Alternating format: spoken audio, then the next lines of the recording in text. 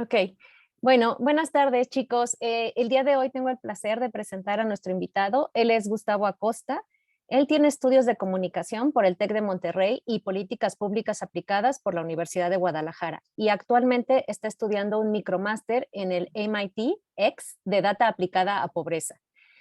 Gustavo es fundador de Incuba Social y Zapopa Lab, asociaciones público-privadas que trabajan en emprendimiento, políticas de conocimiento, innovación cívica e innovación social.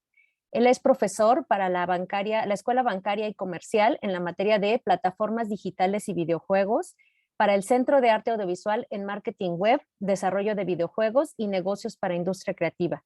Actualmente desarrolla estudios para trabajo de construcción en comunidades, engagement y creación de fandom, en el caso particular de industrias creativas. Recientemente ha sido parte de las comunidades como Willow Papers, iniciativas como Observatorio de Datos COVID con Data Scientist y la comunidad de desarrolladores para Facebook, capítulo Jalisco. Y hoy viene a platicarnos con el tema por una geoestrategia en México para la economía de la información y las industrias creativas. Gustavo, muchas gracias por aceptar nuestra invitación. Bienvenido. Gracias, maestra. Y bueno, primero que nada, muchas gracias a la licenciatura, a la UNAM por haberme invitado a la clase, a todas y todos ustedes, compañeras y compañeros que están con nosotros el día de hoy. Y les voy a platicar un poquito, antes preguntarte, maestra, ¿tenemos 45 minutos más o menos? Entre 45 y 60 minutos. Perfecto, entonces a los 45 más o menos paro para también dar chance a ver si hay preguntas, si hay comentarios, etcétera, etcétera.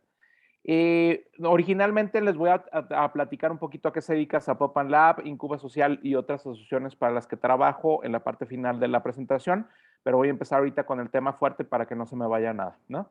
Primero que nada, les quiero platicar que nosotros, en conjunto con distintos entes gubernamentales, distintos entes privados, hemos empezado a diseñar un plan para trabajar sobre todo con tres industrias a nivel nacional que de alguna manera se interconecten de alguna manera geoestratégicamente como parte del trabajo que estamos haciendo también en relación al Tratado de Libre Comercio hacia el norte y hacia el sur con Iberoamérica, ¿no? La industria tecnológica, la industria creativa o industria naranja y de alguna manera también la industria de innovación que de eso derive. Les quiero platicar un poquito que nuestra industria, voy a tratar de abundar ahorita primero cuál es la parte contextual o situacional de dónde nos encontramos en la industria naranja o la industria creativa. Probablemente alguna o alguno ya hayan escuchado por ahí algo acerca de esta industria. Nosotros originalmente en un principio pues desarrollábamos la cultura o desarrollábamos de alguna manera el entretenimiento y se desarrollaba pura y totalmente para dentro de todos los pueblos, ¿no? Se generaban de alguna manera artistas y ha habido distintas épocas o distintas etapas donde de alguna manera los artistas han producido entretenimiento, han producido cultura, ¿no?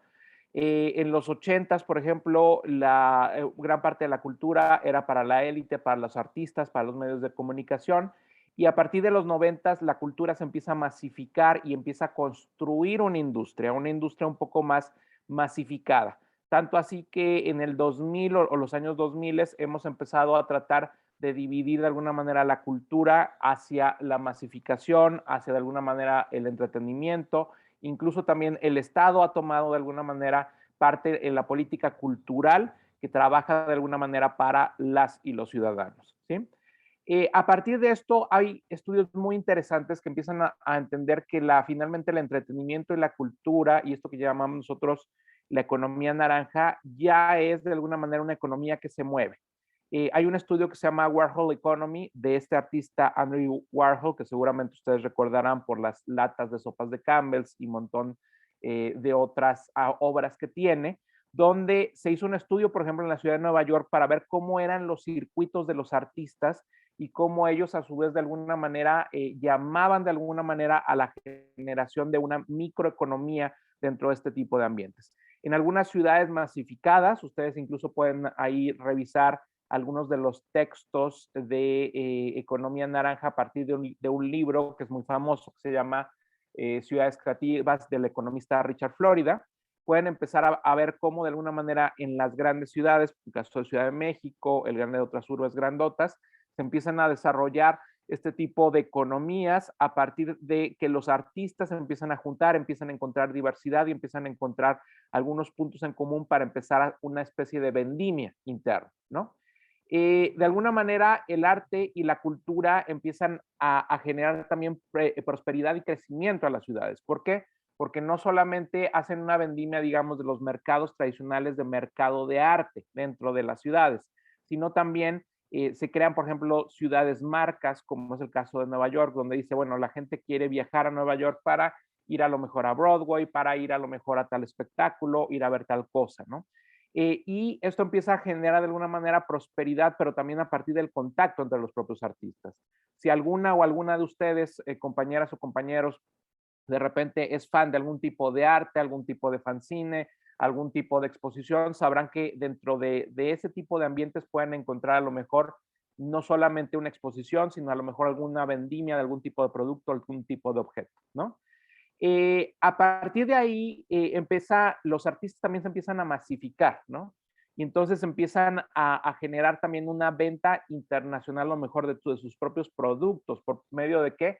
Por medio del copyright, por medio de alguna manera de subproductos o incluso también, por ejemplo, de camisas o de una serie a lo mejor de subproductos que empiezan a sacar, que tienen que ver mucho con el propio arte, ¿no? Aquí, por ejemplo, vemos a un graffiti de Shepard Fairey y de alguna manera como, que ya también ustedes a lo mejor podrán conocer como Obi, y cómo de alguna manera esto empieza a tener una cierta relevancia, porque nosotros muchas veces estamos buscando ya ciertas cosas de cierto artista a nivel personal por algo que nos ha llamado la atención dentro de la propia obra.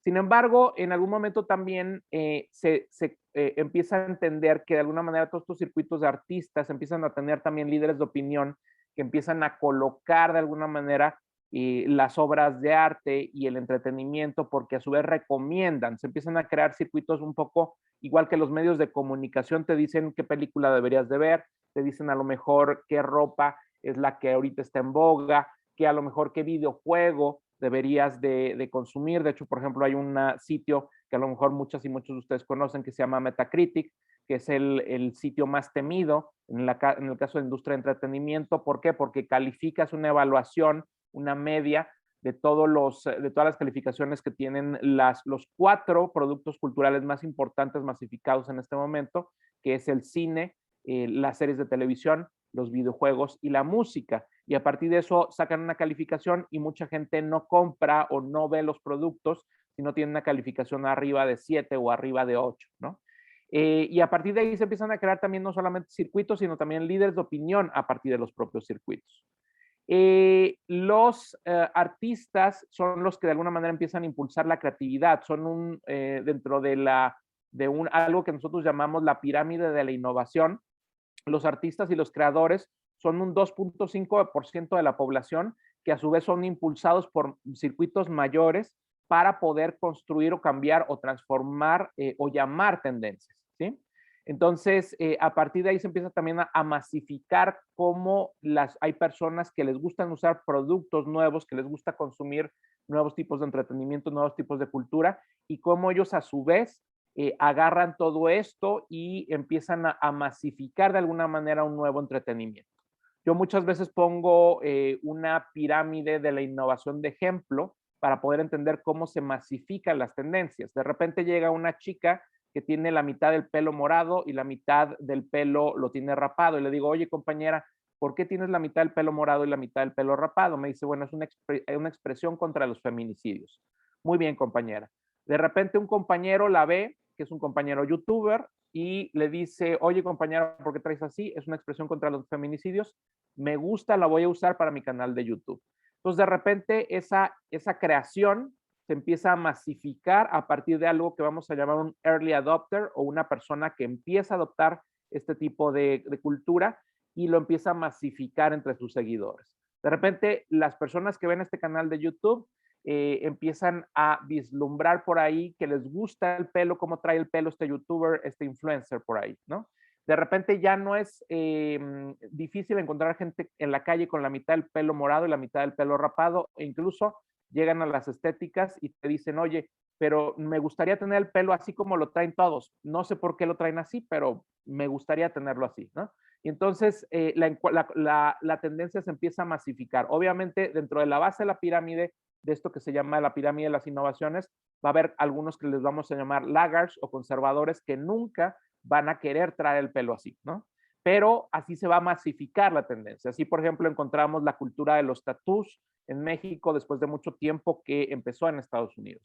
Así empezamos, por ejemplo, a ver el uso de maquillaje, de uñas o de aretes para hombre que a lo mejor en otro tiempo no eran considerados para ¿cómo se llama? Los hombres, ¿no? Y así vemos un montón de conductas que tienen que ver muchas veces con los artistas, con los creadores, pero también obviamente con la industria que presiona para que este tipo de conductas se den en beneficio de la propia industria. Sin embargo, también estoy ahorita en la parte contextual de artista y ahora me voy a pasar a la parte contextual de cómo de alguna manera las compañías tecnológicas han empezado a crear plataformas digitales, y ahorita voy a ir a conectarla con la parte de México, y cómo de alguna manera estas plataformas han estado encontrando un nicho de oportunidad muy interesante, que es, ¿cuál es este nicho de oportunidad? Es empezar a ser intermediarios digitales de ciertos servicios, ¿no? Ustedes pueden ver, por ejemplo, ahí tenemos el caso de la firma BMW, que fue fundada en 1916 con 116,000 empleados, con 60 billones ahorita de billones o trillones, el mercado anglosajón, de valor, ¿no? Vemos la empresa Uber, fundada en 2009, con 12,000 empleados, con ese valor en el mercado. Vemos a Marriott, que fue fundada en 1927, con 226,000 empleados. Vemos el caso de Airbnb, que fue fundada en 2008, con 5,000 empleados. Vemos el caso de Walt Disney, que fue fundado en 1923 con 195,000 empleados, y cómo Facebook, como este nicho de entretenimiento, le ganó en 2004 con 20,000 empleados. Esto no es cierto en este momento para Facebook, pues, para Disney, pues porque Disney ha fundado también esta plataforma que se llama Disney Plus, con el cual ya está dando también un salto, ¿no? Pero es muy interesante y aquí les quiero platicar que los economistas consideran que todo aquello que nosotros no usamos en nuestro tiempo godines, llámese que la mayoría a lo mejor podemos llegar a trabajar de 8 de la mañana a 7 de la tarde, nosotros lo utilizamos para poder gastarlo en ocio, ¿sí?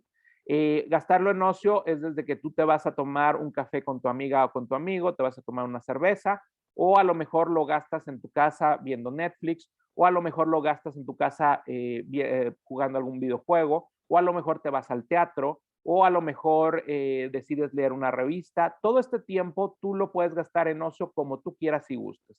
Y aquí empieza una conducta que se da a partir de los años 2000 con todo esto que es finalmente todas las empresas de Silicon Valley, donde encontramos que estas empresas empiezan a masificar también el entretenimiento, ¿sí?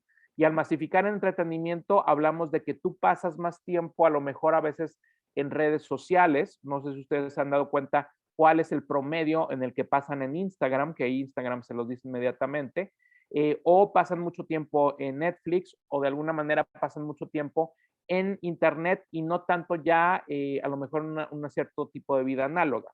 Esto es interesante, ¿por qué? Porque muchas compañías mexicanas en pequeñas empresas o empresas medianas que se dedican al entretenimiento tienen en su competidor más fuerte a todas estas empresas transnacionales que ofrecen una gama de entretenimiento que puede ser distinta, pero que puede de alguna manera compite en tiempo contra la gama de entretenimiento que ellos ofrecerían, ¿sí? Entonces, todo este tiempo que nosotros no gastamos, más bien no producimos algo, no estamos trabajando de godines, no estamos yendo a la escuela, pues lo estamos gastando en ocio.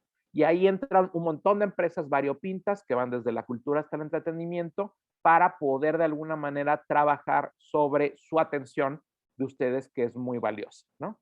Y es como de alguna manera encuentran su nicho este tipo de empresas intermediarias. Si se fijan, una de las tendencias que vemos aquí es que como de alguna manera tienen mucho menos empleados, ¿por qué? Porque son empleados mucho más tecnificados, pero a la vez también generan un rompimiento o un avance dentro del mercado, ¿no? Se dice que hay dos tipos de innovación. Una innovación que es la disruptiva, que es la que salta de repente. Oye, yo de tener un teléfono que tenía puras teclitas, ahora tengo pues un teléfono digital. Esto es una innovación disruptiva, ¿por qué? Porque hizo un salto, ¿no? Hay otra innovación que a lo mejor es mucho más lenta, que es una innovación basada en calidad, que va poco a poquito. Pero bueno, aquí entonces empezamos a ver cómo hay un cambio en los mercados a partir de los años 2000, donde la gran mayoría de marcas importantes o empresas importantes empiezan a ser empresas completamente digitales. Es decir, lo que vale ya muchas veces el valor agregado de sus productos y sus servicios ya no son los productos y servicios físicos, incluso ya no es el propio hardware, que de hecho yo soy un fan, por ejemplo, de muchas cosas del hardware vintage o del hardware antiguo, sino más bien es de alguna manera las marcas y servicios digitales que de alguna manera pasan por Internet y son las que empiezan a tener un mayor valor por el mercado. A lo mejor obviamente tiene que ver un poco con la conducta mucho más masiva, donde la gente está más acostumbrada ya a entrar a Internet y a verificar una serie de productos ahí, antes a lo mejor de comprar algún hardware o salir de manera análoga a la calle, ¿no? Entonces vemos ahí, por ejemplo, cómo aumenta, por ejemplo, el valor de las marcas que tienen que ver con energía y bancos y cómo van aumentando y se van transformando de ser marcas, por ejemplo, físicas, completamente como en el caso de Walmart y todo el grupo de Walmart, a marcas completamente digitales, como es el caso de Amazon y pues todos sus servicios. Ustedes sabrán obviamente que Amazon, pues en el mercado gringo ya le ha ganado a Walmart y probablemente sería muy interesante revisar las estadísticas de lo que ha pasado ahora en pandemia, sobre todo también en el caso mexicano.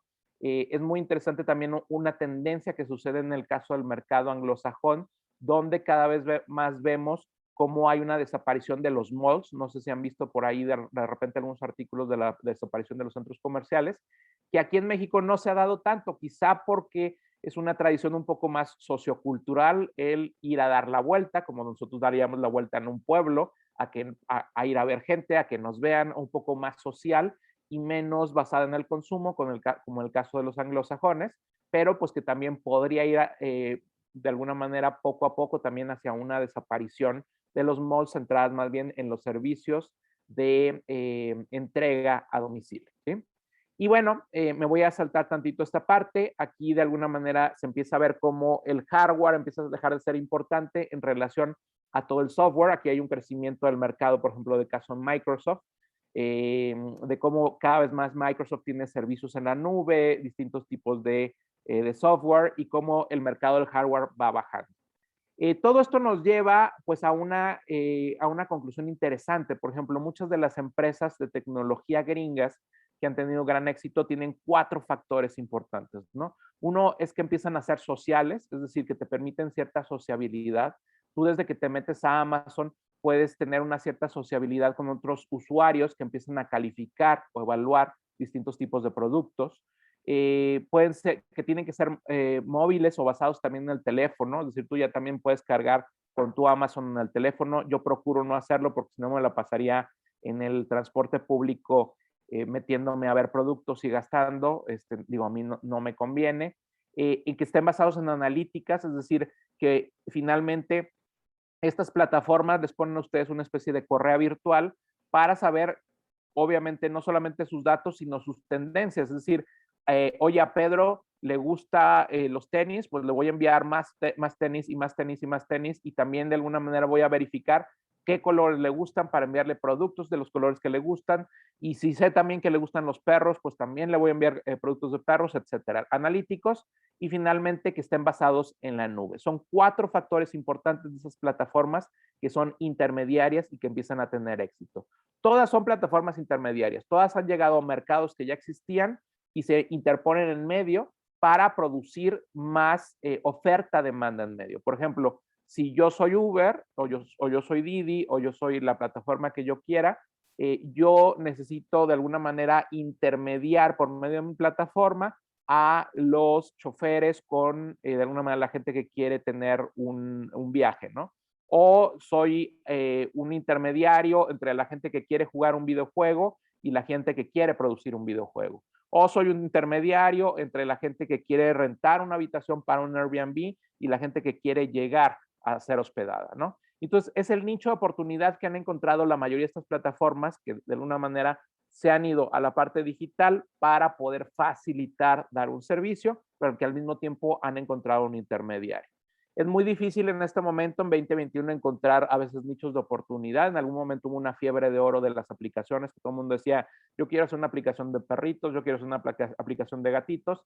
En realidad, hay cada vez más nichos, menos nichos de oportunidad, pero estos tienen que ver un poco con un mercado que ustedes ya encuentren que es un mercado que está funcionando. Oye, pues que hay un mercado de hongos en la Ciudad de México, yo puedo ser a lo mejor el intermediario digital entre usuarios y vendedores, pues a lo mejor ahí puedes aventarte algún experimento, algún prototipo y a lo mejor podrías tener éxito, pero cada vez es menor el nicho. ¿Por qué? Porque antes Internet era prácticamente un mercado abierto donde no había grandes competidores y ahorita ya tenemos grandes duopolios o grandes oligopolios, ¿no? Todo esto ha impactado otras industrias, toda esta tendencia. Y entonces encontramos cómo la industria del entretenimiento también ha sido impactada. De manera, por ejemplo, vamos a hablar de la industria musical. La industria musical ha tenido grandes transiciones, primero de lo físico a lo digital, es decir, de yo de escuchar en un disco o en un cassette, ahora vámonos a lo digital, a internet, y de repente uno de los grandes problemas que hay en Internet es que empieza a haber piratería. Problemas es un decir, yo luego les quiero mostrar, les platico a lo mejor al final de un estudio que dice que la piratería no es tan mala en relación a las propias empresas, o sea que las empresas también ganan gracias a la piratería, y hablo de las corporaciones fundadoras. ¿Por qué? Por un detalle que tiene que ver con la promoción. Pero a partir de ahí se van al streaming, ¿no? Ustedes ya la mayoría ya no tiene iPods, ya no, a lo mejor ya no guarda su música, como yo todavía lo hago, que bajo mis MP3 y los guardo en mi iPod, sino que se van a lo mejor ya a su Spotify, se van probablemente a algún otro tipo de aplicación que tengan para poder escuchar, ¿no? Pero también no solamente la industria musical empieza a irse hacia el streaming o hacia la suscripción, que ha sido en este momento el gran modelo económico que está en boga desde hace más de 5 años. Por ejemplo, el caso de New York Times. New York Times ha pasado de ser un periódico local que de alguna manera empezó también con una crisis, porque ahorita, digamos, también la industria de las noticias está en crisis a nivel mundial por el propio Internet. Y ellos han empezado un plan de expansión muy interesante donde lo que quieren ser es como el Netflix de las noticias a nivel mundial. Y entonces para eso han empezado a desarrollar productos bien interesantes que tienen que ver, por ejemplo, con la generación de noticias. Por ejemplo, desde cascos de realidad aumentada para que tú puedas a lo mejor ver cómo se desarrolla la guerra en Irak en 360 grados, desde a lo mejor cierto tipo de visualizaciones, desde cierto tipo de traducciones para llegar a suscriptores a 195 países, ¿no? El caso también, por ejemplo, del software, si ustedes alguna o alguno por ahí maneja Photoshop o maneja algún servicio, como el caso de Illustrator, pues ustedes saben que Adobe en este momento pues se ha movido también hacia la suscripción. Tú ya no me compres software, ¿sabes qué? Mejor suscríbete y yo te doy pues todas las actualizaciones que tú quieras con una módica cantidad una vez al mes. Todo eso ha empezado a transformar la industria para transformarla de un modelo que era e-commerce a un nuevo modelo que es la suscripción, donde de alguna manera muchos de los entes empiezan a encontrar pues un gran beneficio. Oye, ¿me puedo suscribir a nivel digital? ¿Tiene que ser mi servicio a nivel digital? No. Yo he visto, por ejemplo, 2 o 3 empresas que les ha ido muy bien con su servicio de suscripción. Una es My Coffee in a Box, que está aquí en México, que trabaja llevándoles cajas de café a su domicilio, nada más pagan una suscripción y le dan un café random que viene en una mystery box, una caja sorpresa, y donde ustedes van a tomar algún café mexicano de alguna región, no importa cuál, y es para gente que le gusta probar café. Oye, pero pues yo prefiero ir a comprar café al súper. ¿Está bien? Aquí es, digamos, para alguien a lo mejor que no quiere, ya nada más quiere tener la facilidad de que le saquen de su tarjeta de crédito mensualmente 100 pesos y que le lleven a lo mejor el café a su casa. Oye, también, por ejemplo, la cervecería, ahorita la cerveza más grande de México, pues ya no es ni Cuauhtémoc Moctezuma, ni es Grupo Pacífico, porque ya son cervezas extranjeras. O sea, son cervezas que han comprado los grupos extranjeros. Ahorita la cerveza más grande es Cervecería Minerva, en Guadalajara, que es un complejo grandote de pequeñas cervezas artesanales que tienen comprados un montón de cervezas artesanales en todo el país. y lo que ellos hacen también es tener un servicio a domicilio de cervezas. Oye, pues a mí me llegan X número de cervezas artesanales a mi casa por un modelo de suscripción.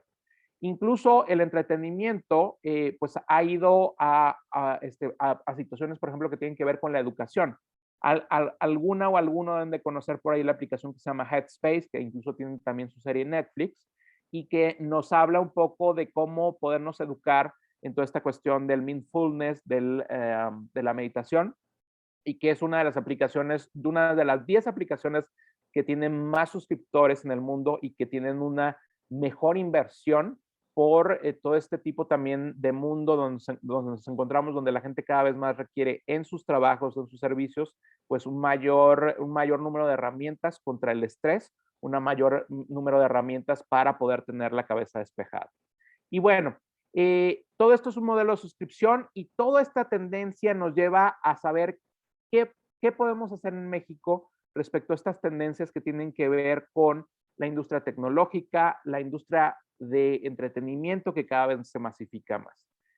Aquí encontramos ya tendencias muy particulares y que las vamos a georreferenciar. Una de estas tendencias que ustedes seguramente ya conocen es que se ha construido pues todo un grupo de poder de empresas en Estados Unidos que nosotros conocemos como el grupo GAFA.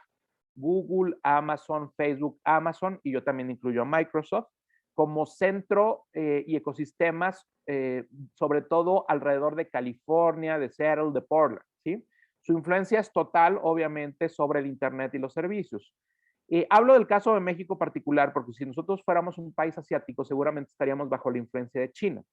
Y entonces nos encontraríamos que allá hay otro GAFA, es decir, que gracias a que ellos conservaron un poco, pues gracias también a su censura y a sus bloqueos, a lo mejor a toda esta perspectiva, incluso de la entrada de estos grupos empresariales a China, pues ellos han conservado, han creado sus propias empresas con inversión del gobierno, como el caso, ahorita me viene el caso de Alibaba, por ejemplo, ¿no? Que es la competencia finalmente de Amazon en China, y ellos a su vez pues tienen esta influencia seguramente sobre todo China, digo, sobre todo toda la parte asiática que me parece que acaban de construir, ustedes sabrán más que yo, un tratado de libre comercio con Asia, que me parece pues que es el tratado, ahora sí que va a ser el más poderoso por toda la capacidad de todos los países asiáticos alrededor, ¿no?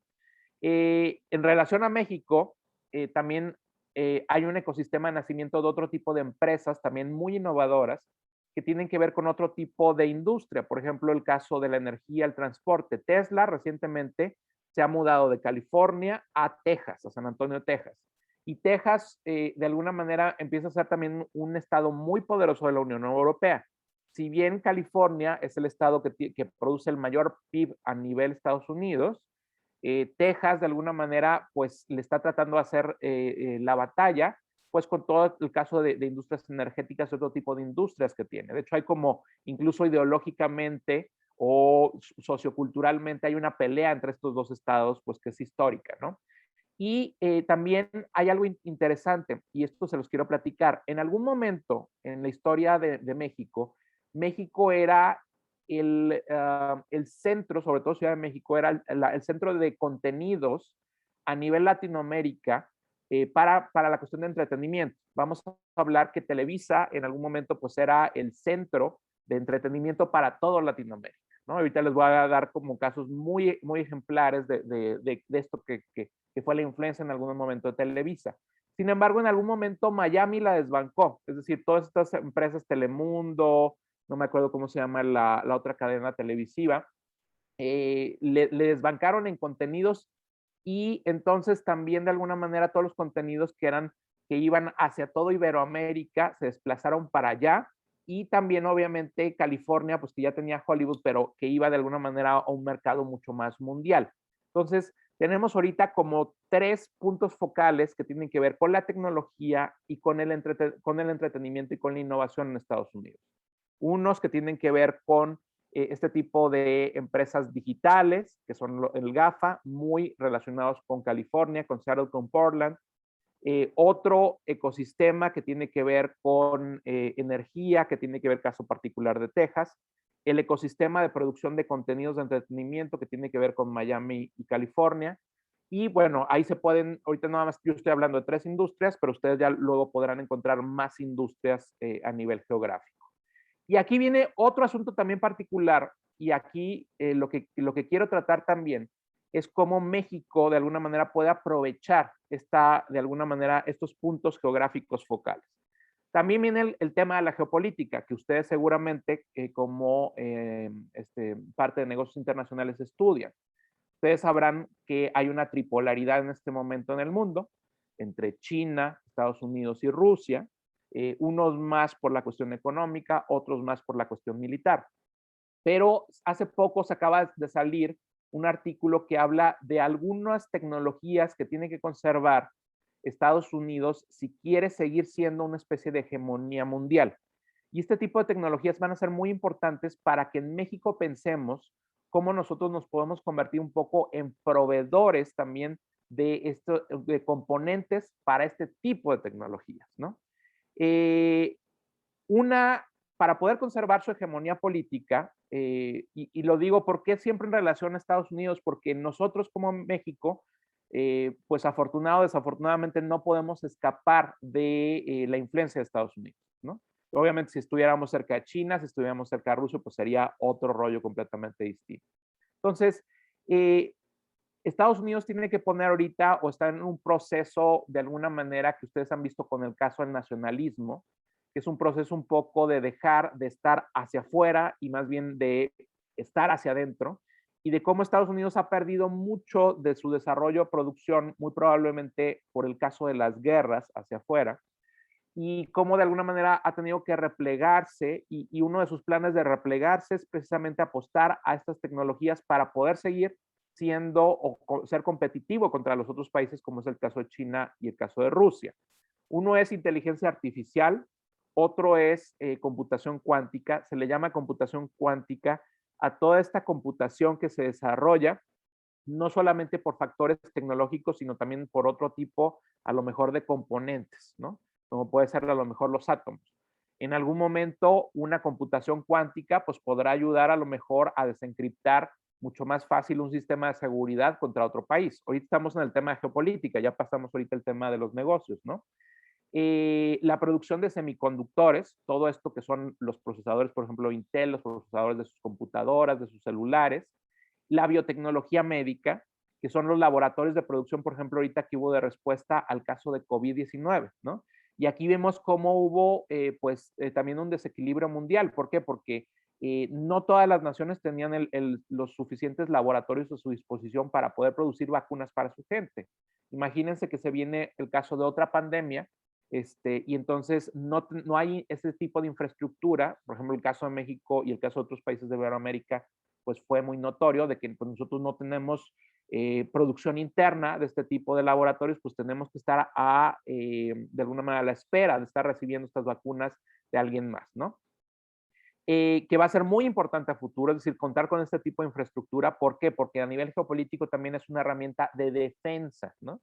Oye, hay un ataque biológico, pues entonces tenemos que contar con la infraestructura necesaria, ¿no? Y otros dos casos que han sido muy interesantes que tiene que echar su foco México. Ahorita voy a tratar de hacer una síntesis y de repente están como ahorita medio distanteados de toda la información que ando diciendo. La proveeduría estratégica en sustitución de China. Como ustedes saben, Estados Unidos se encuentra en una especie de guerra comercial con China, y pues, ¿quién podría ser uno de los grandes sustitutos?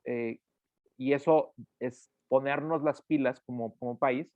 En el caso de la producción, pues tendría que ser México. ¿Por qué? Pues por sus características, su vocación a lo mejor un poco más industrial. Nosotros nos tendríamos que poner las pilas. Taiwán todavía le sirve a Estados Unidos mucho, digamos también porque hay una posición encontrada. Sabrán ustedes también que Taiwán y China se consideran todos los dos la auténtica China, pero están medios peleados por razones históricas. Pero Estados Unidos está requiriendo depender menos de China, ¿no? Y hay también una proveeduría de conocimiento. No solamente hablamos de producir a nivel industrial o de proveer a nivel industrial, sino también proveer a partir de que nuestros ingenieros o de alguna manera nuestros expertos provean al caso de Estados Unidos. Y aquí viene una estrategia muy interesante que probablemente conozcan, que se llama la estrategia de deslocalización.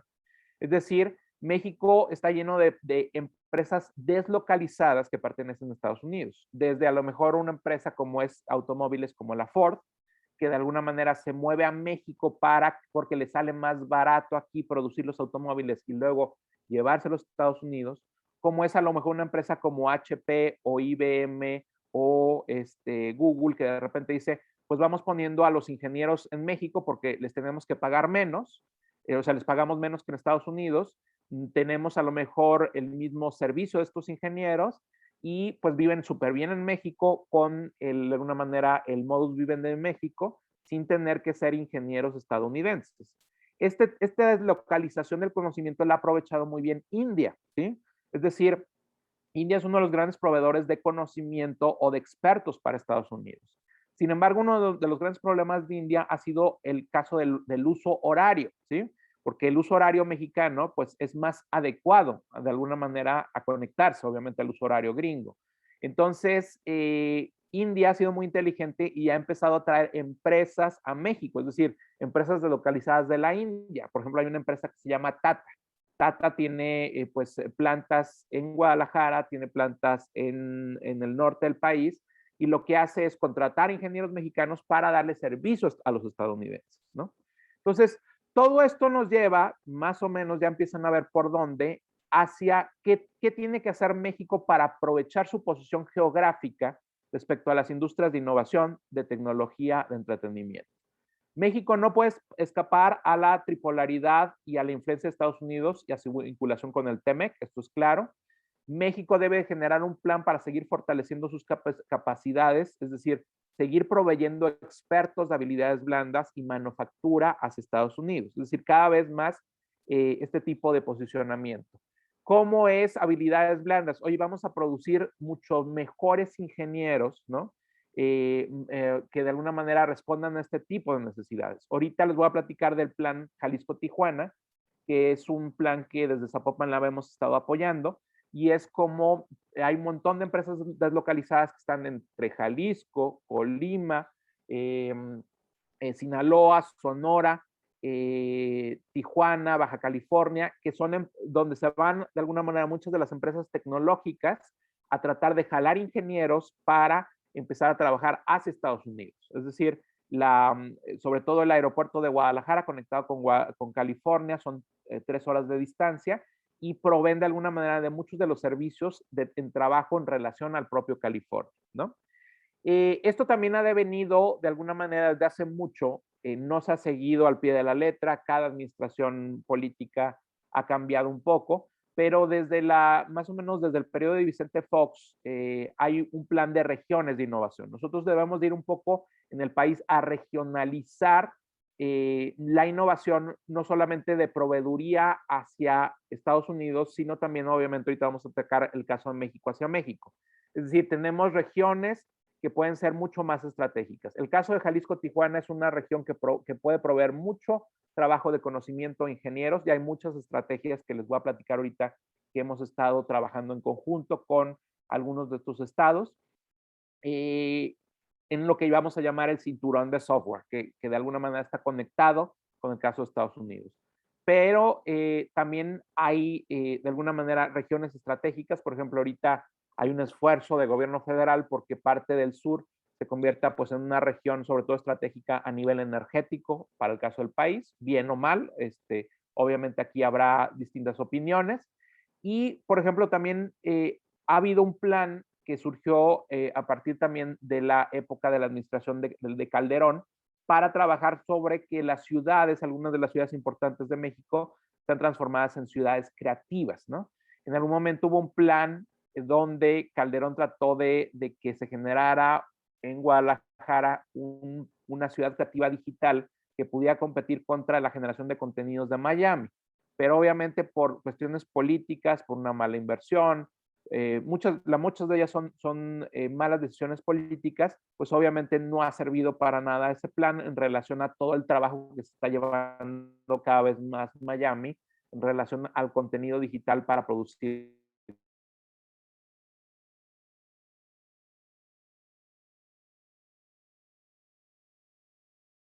para el trabajo no solamente de ciudad creativa.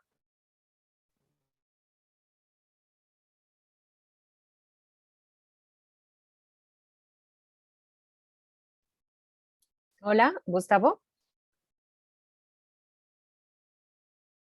Hola, hola, Gustavo. ¿Me Hola, hola, hola. escuchas? Sí, sí. Listo. Ok, te fuiste un momentito, justo empezando con esta lámina. Perfecto, muy bien. No, les decía que aquí en Jalisco y en toda la zona del cinturón de software, Jalisco, Colima y todos estos estados que les he estado platicando, hemos empezado a hacer un trabajo de atracción, sobre todo talento para los ingenieros, para trabajar sobre este cinturón de software y trabajar sobre todo con talento que se venga para que de alguna manera haya posibilidad de ofertar para las propias empresas, ¿no? Es decir, muchos de los centros ahorita de tecnología, de esto que se llama el GAFA, están deslocalizando sus centros de trabajo, sus centros de innovación, sus centros de tecnología en distintos países o estados, según les convenga, para finalmente tratar de producir mucho más barato y mejor hacia el objetivo de servicios que tiene, ¿no? Recientemente Amazon, por ejemplo, hizo un gran concurso entre ciudades para ver dónde iban a estar, pues su base, y ganó Seattle, la ciudad, ¿no? Pero bueno, no solamente era Estados Unidos, sino también competía México. Recientemente también otra empresa que se llama Continental, que desarrolla carátulas o pantallas para, ¿cómo se llama? Para automóviles, puso su centro de innovación en una región en Jalisco. Y bueno, esto está conectado obviamente con todo el corporativo a nivel internacional. ¿Qué es lo que debería hacer México hacia México? Bueno, primero que nada, México tiene que entender que en este momento histórico, pues debe ser un proveedor, un buen proveedor para el caso de Estados Unidos, ¿no? Pero que esto no le impide desarrollar también, desarrollar una audacia, que debería ser un plan que distribuya de forma eficaz el know-how, algo así como el plan que tiene China y con el cual ha crecido China de una manera exponencial. Me refiero a que China ha albergado un montón de empresas para poder producir industrialmente para las empresas a nivel mundial, pero al mismo tiempo se ha quedado con ese know-how.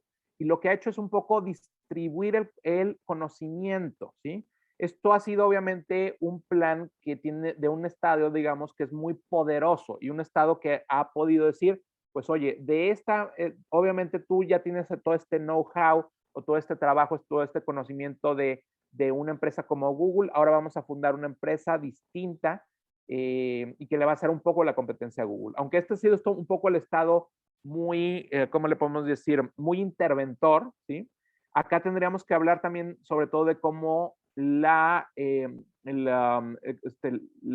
empresas podemos de alguna manera ayudar a que haya un plan de distribución de forma eficaz para la creación de startups y empresas mexicanas. Es decir, si una empresa se deposita en tu ciudad, si una empresa se deposita en tu país, obviamente en algún momento va a haber fuga de talento de esa empresa. Y entonces esa fuga puede determinar que se creen startups o que se crean servicios aledaños que de alguna manera sean beneficiosos para el propio país, para que ese país tenga sus propias empresas.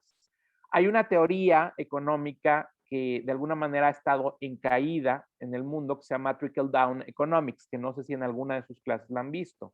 Esta teoría o esta hipótesis decía que el mundo globalizado funcionaba solamente porque de alguna manera iba a haber inversión, inversión, inversión en los países. Y al ver inversión, iba a haber tanto dinero que iba a haber como una especie de goteo, le llaman también economía del goteo, que iba a caer o se iba a diluir entre todos los sectores, iba a diluirse hasta la base de la pirámide. Esto se descubrió gracias a este estudio de el economista Piketty, que no era necesariamente cierto. Es decir, que si bien la inversión es importante para un país, también tiene que haber distribución de todo ese tipo de recursos. Y esta analogía entre el trickle down economics y de alguna manera la distribución de la economía también se tiene que dar en el conocimiento. Es decir, no solamente es importante que vengan las empresas a situarse en el país, que nosotros le proveamos, sino también que haya una distribución de ese conocimiento que ya viene, que es un conocimiento exógeno, para nosotros aprovecharlo y convertirlo en un conocimiento endógeno puede ser aprovechado por empresas, puede ser aprovechado por gobierno o por sociedad civil para tener una mejor sapiencia de enfrentamiento de ciertos temas, ¿no? También otra de las cosas que de México debería hacer para México es ir generando una, es decir, imagínense todas las producciones estadounidenses que ustedes se han aventado en su vida, desde música, etcétera, etcétera, etcétera. México tiene talento, lo que sucede es que hay una gran fuga de talento, es decir, hay un artista que se tiene que ir a Estados Unidos para poder brillar, hay un cerebro que se tiene que ir a Estados Unidos para poder producir algo, y aquí tenemos que ir generando consumo. ¿Cómo podemos ayudar a que nuestra industria cinematográfica sea mejor y que la gente la autoconsuma? ¿Sí? Esto obviamente de trabajo de narrativas, una situación de trabajo de marketing, etcétera, etcétera, pero es posible. Pensemos un poco como el caso del maíz, ¿no? Es decir, el caso del maíz, ustedes seguramente lo habrán analizado bien de cómo nosotros, pues, importamos más maíz del que producimos cuando en algún maíz. ¿Cómo le hacemos para ir un poco hacia la autarquía de ciertos tipos de consumo que también nos va a beneficiar? ¿Por qué? Porque finalmente, mientras más autoconsumo haya, pues más empresas mexicanas probablemente va a haber, ¿no? Y aquí el gobierno sí se tiene que convertir un poco en un ente mucho más, sobre todo voy a llamarle estratégico, ¿sí? El gobierno debe ser un inversor estratégico en el campo de la inversión más el desarrollo, en el entretenimiento, en la innovación y en la tecnología.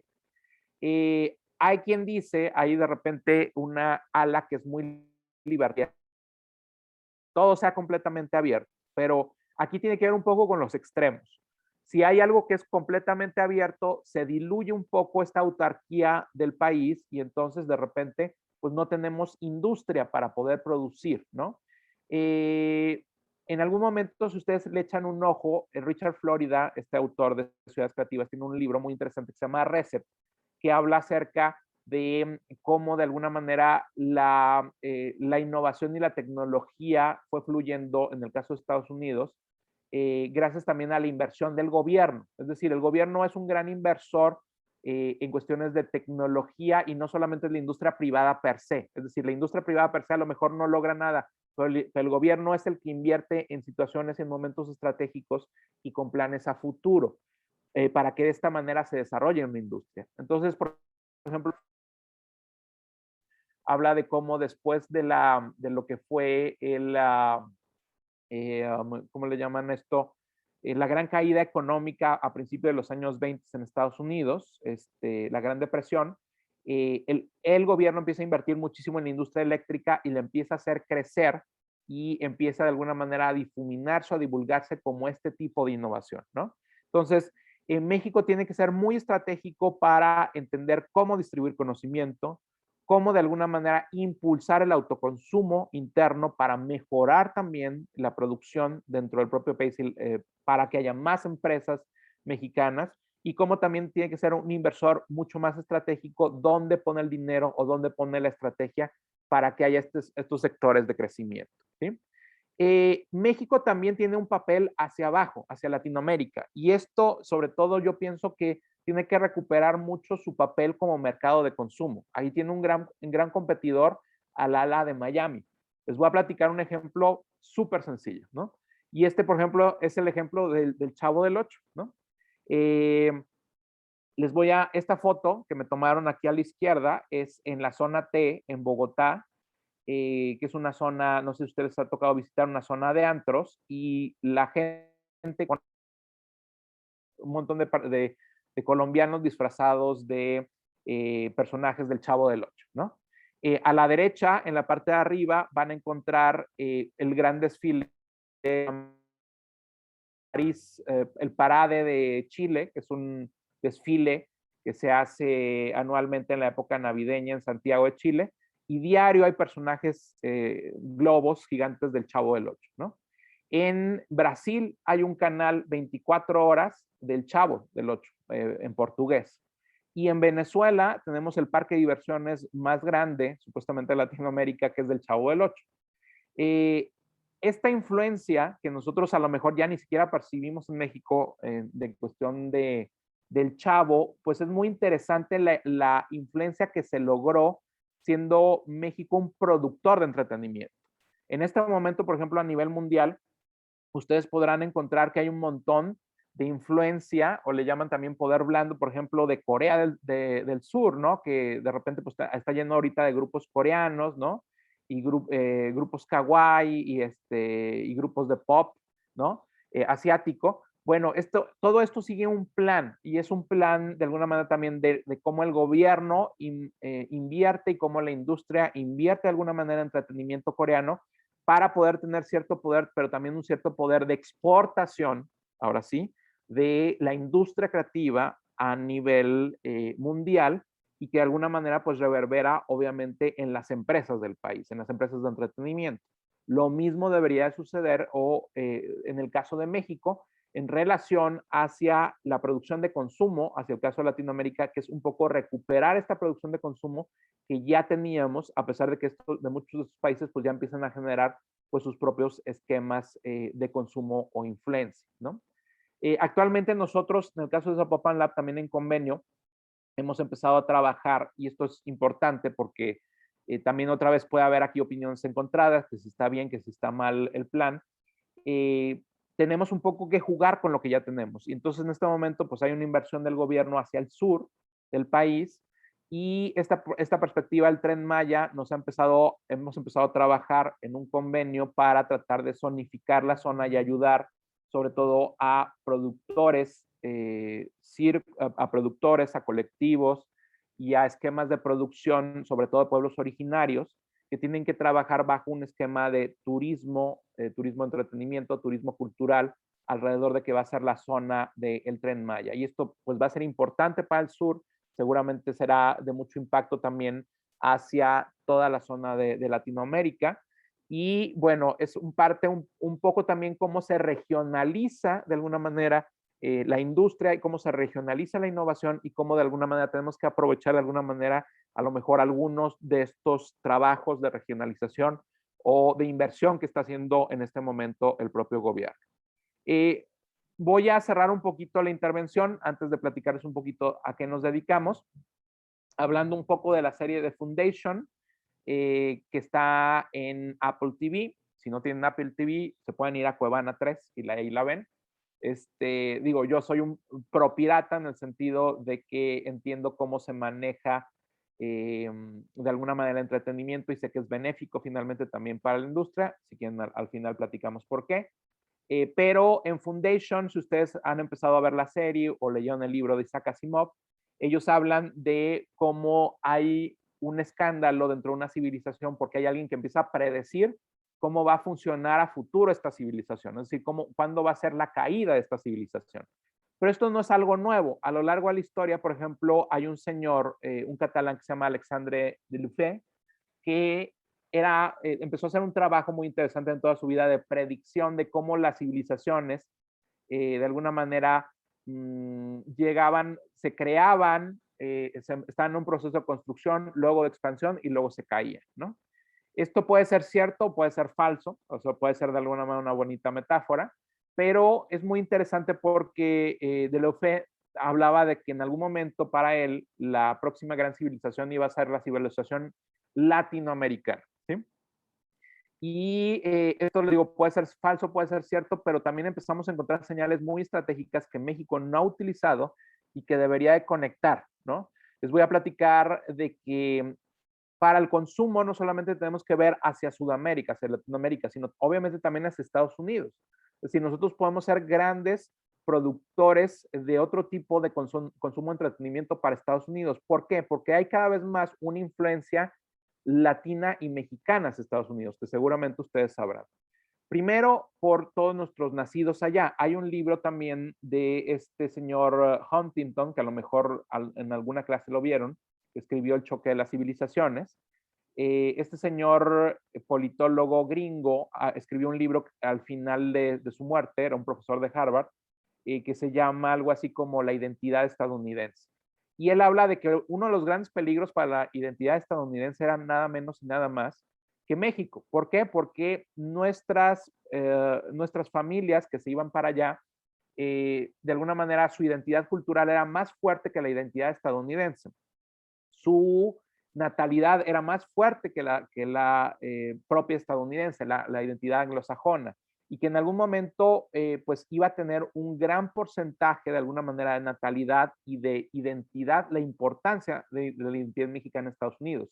Habrá incluso un proceso de reconquista de México hacia Estados Unidos, pero por una cuestión natal, ¿sí? Y es muy interesante este tema porque yo empiezo a ver ya en muchos de los proyectos que de repente asesoramos, tenemos una pequeña incubadora por acá en Jalisco, y les voy a platicar de varios casos. Yo en algún momento trabajé para Universal Music, la disquera, y encontrábamos que el primer producto, o sea, uno de los grandes productos de la disquera era música regional mexicana. Pero imagínense que el gran consumidor de la música regional mexicana ya no era México, sino Estados Unidos. O sea, Estados Unidos era el primer consumidor de música regional mexicana. Segundo, tengo por ahí un ex incubado que de alguna manera estuvo trabajando, tiene una pequeña empresa que empieza a desarrollar paquetes de dulces mexicanos para ser vendidos, exportados a Estados Unidos, ¿sí? Y es muy interesante cómo le ha ido bien con toda esta franja de estados en Estados Unidos que tiene todavía esta identidad, que son mexicanos de primera, segunda o tercera generación en Estados Unidos, que todavía de alguna manera conservan su identidad o conservan de alguna manera su recuerdo a lo mejor de lo que eran los dulces mexicanos cuando vivían en México, ¿no?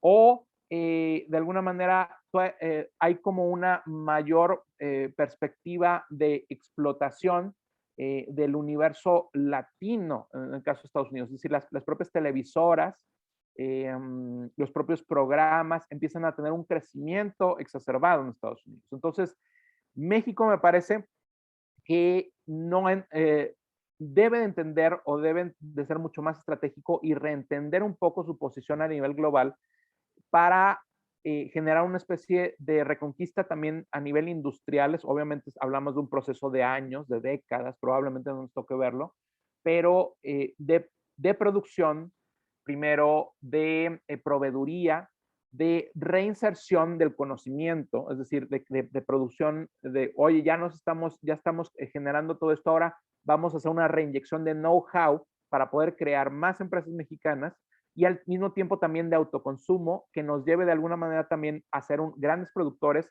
hacia el norte, donde estamos ligados obviamente por la cuestión del TLC, y hacia el sur, donde tenemos pues una historia común con todo Iberoamérica. Obviamente, también ustedes me podrán platicar, hay muchas áreas de oportunidad en otros continentes. Tengo otra alumna, por ejemplo, que está aquí dentro de una ciudad que probablemente conozcan, se llama Tlaquepaque, que es muy famosa por sus artesanías, que no dejan de vender artesanías hacia Europa, ¿no? Entonces, aquí vemos como un gran posicionamiento donde la cultura y el entretenimiento y la identidad y la creatividad mexicana y también de alguna manera las capacidades blandas, en el caso de los ingenieros, pues pueden lograr hacer mucho la diferencia a nivel producción en estas industrias particulares, porque seguramente ustedes me podrán hablar de otras industrias en los próximos años. Bueno, ahora sí cerrando con esto, les platico un poquito. Nosotros como Zapopan Lab somos un laboratorio público-privado que fue creado en 2009 dentro del Ayuntamiento de Zapopan, pero que luego tuvo un carácter de asociación público-privada.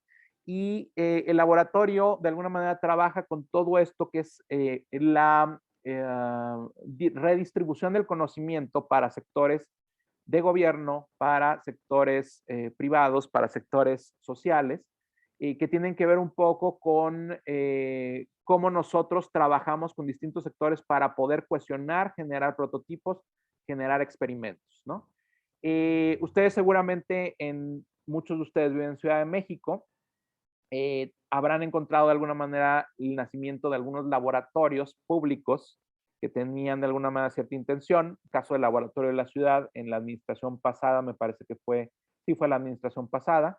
El trabajo de alguna manera de ellos era mucho más urbano, mucho más de experimentación urbana, el de nosotros era mucho más digital. Y bueno, a partir de ahí hay un trabajo que se hace muy interesante, de trabajo que nosotros realizamos de innovación cívica, de economía del conocimiento. Innovación cívica se le llama el trabajo de los ciudadanos para trabajar sobre conocimiento ya muy tecnificado para ayudar a problemas sociales, a problemas de ciudad, con temas de gobierno abierto, con temas de experimentación, ¿no? Esto es un poco Zapopan Lab, lo que hacemos. Tenemos un brazo también que se llama Incuba Social, que trabaja sobre ciertas incubadoras estratégicas. Ahorita, por ejemplo, para el caso del sur, estamos trabajando sobre una incubadora para este tipo de colectivos, empresas, tejidos de productores y de este tipo de personas que se van a dedicar al turismo de pueblos originarios en relación al Tren Maya, con el trabajo que estamos haciendo con el cinturón de software de Jalisco hacia Tijuana, en relación un poco a la vinculación, en este caso obviamente con las industrias del GAFAT en Estados Unidos o el ecosistema de industrias del GAFAT, porque es mucho más complejo.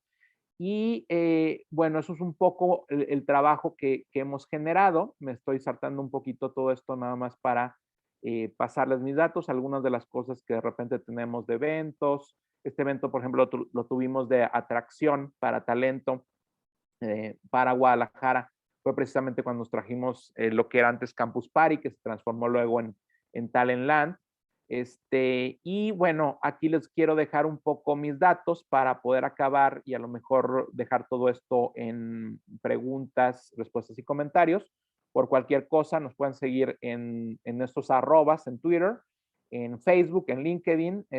Ahí estamos para cualquier pregunta. Y bueno, pues gracias maestra por habernos invitado y pues me gustaría abrirlo un poco para comentarios, preguntas, etcétera, ¿no? Muchísimas gracias, Gustavo. De verdad, cuánta información y qué interesante empezar a visualizar estas oportunidades desde esta perspectiva, ¿no? Muchas veces nos ocupamos tanto en crecer y aprender, hablo como organizaciones, que se nos olvida esta parte tan importante que estás mencionando acerca de la transferencia de ese conocimiento, la divulgación, que no solamente tiene que aterrizar en temas académicos, sino en este tipo de oportunidades, ¿no? Así es. Muy bien, pues ya tengo varias manitas levantadas, entonces si gustas yo las voy nombrando y les voy dando voz para que puedan participar, ¿vale? Adelante, adelante. Leilani, por favor. Hola, buenas tardes. Muchas gracias por tu ponencia. Gracias, Linane. Yo te quería preguntar algo más, o sea, sobre tu opinión. En un momento mencionaste que la industria del entretenimiento se está pasando o ya está en lo digital, pero a mí me preocupa todo esto de la salud mental. Entonces, quería preguntarte si no crees que el hecho de migrar la industria de entretenimiento digital es una amenaza para la salud mental de la población mundial. O sea, ya sabiendo que el algoritmo de Facebook tiene relación directa con el deterioro de la salud mental y pues que, o sea, mudándose cada vez más industrias a lo digital, pues habrá más interesados en que funcione a pesar de todas esas contradicciones. O sea, considera que es una amenaza y considera que más adelante haya un punto medio entre todas estas innovaciones y esta desventaja. Claro, Leilani, fíjate que el punto medio yo creo que lo conocimos un poco en pandemia. Y me refiero a que, bueno, muchos de nosotros todavía estamos recluidos o trabajamos desde casa, pero este exceso de cosas, digamos, de todo conectado, entretenimiento, yo llegué a ir a funciones de teatro con tickets digitales, se puso de moda el ticket digital, por ejemplo, para la industria local.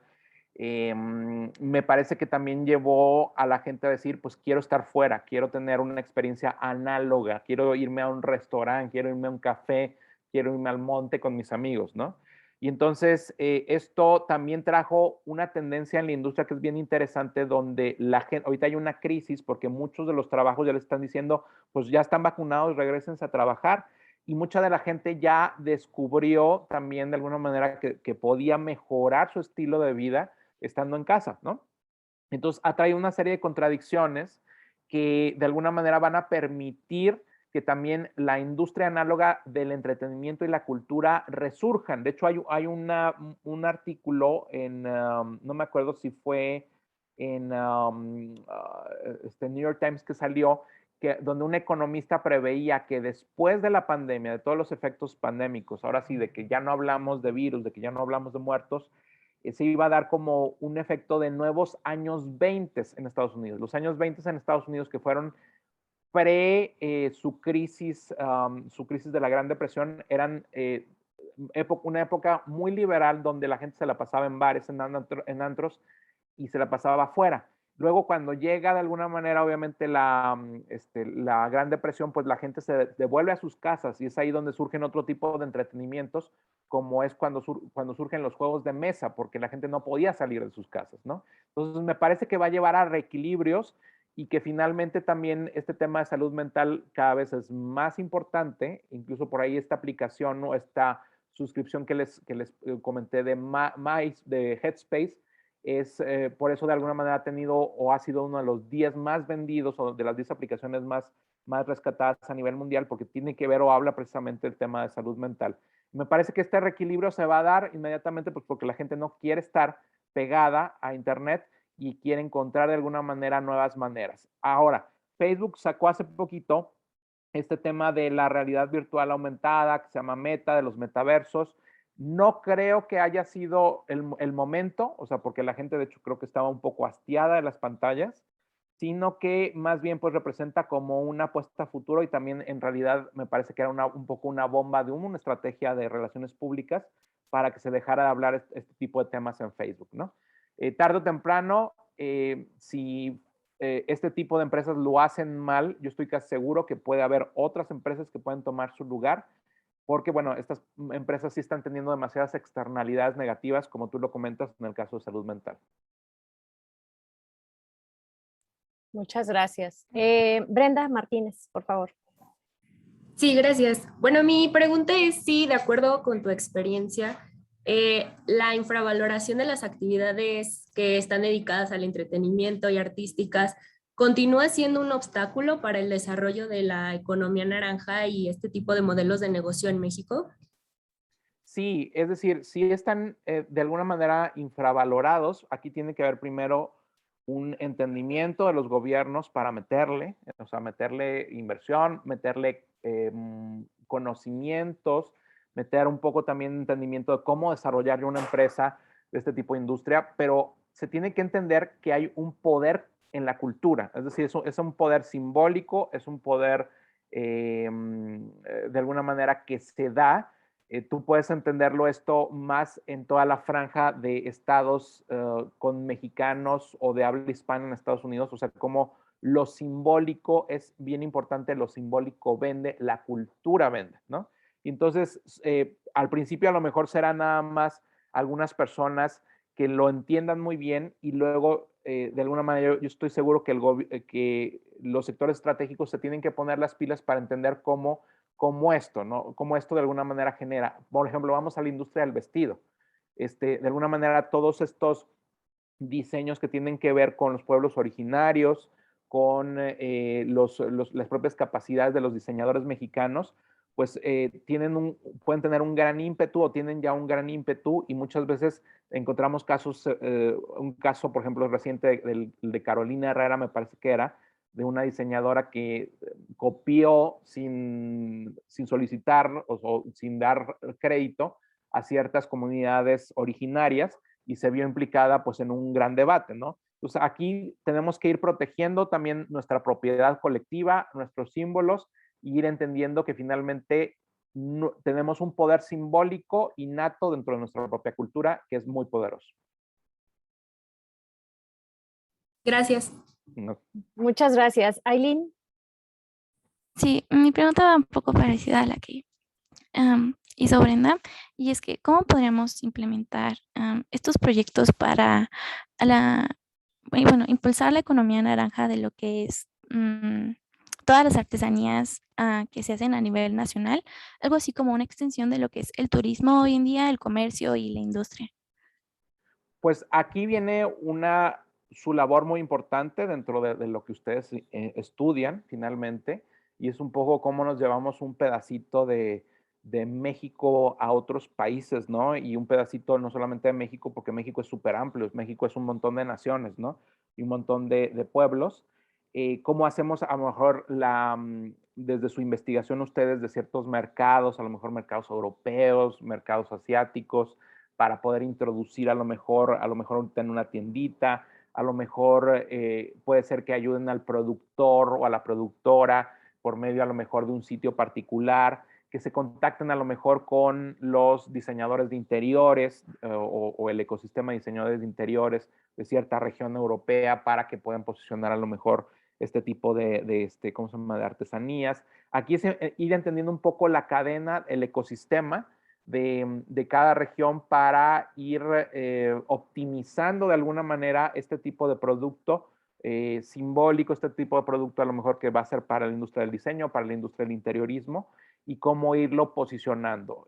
Finalmente también no solamente, creo que una de las grandes ventajas que tienen es toda la cantidad de mexicanos en el extranjero que hay. Ciudad donde hay en el mundo, ciudad donde hay un grupo de Facebook que es mexicanos en no sé dónde, ¿no?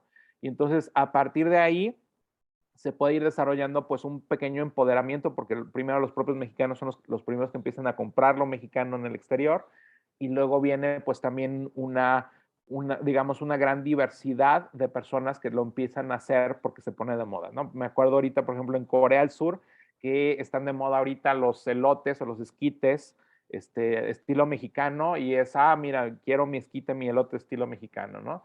Y así de repente encontramos modas extrañas o tendencias extrañas que de alguna manera se vinculan y que pues tienen este gran poder cultural. Por ejemplo, ¿qué más poder cultural que la comida, no?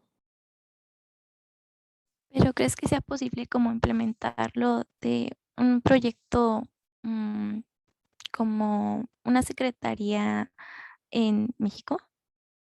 Sí, definitivamente. Es decir, aquí yo sé que, les digo, hay opiniones, hay cosas buenas y cosas malas. Ahorita turismo está muy enfocado, me parece, en Secretaría de Turismo a nivel federal, en el sur de México, en el proyecto de Tren Maya, pero sí tiene que ser una gran secretaría súper estratégica, ¿no? Y no solamente ella, la secretaría a nivel federal, sino las de los estados para este reposicionamiento. O sea, tenemos que hablar ante todo, de estrategia. No sé si contesté. Sí, gracias. Gracias.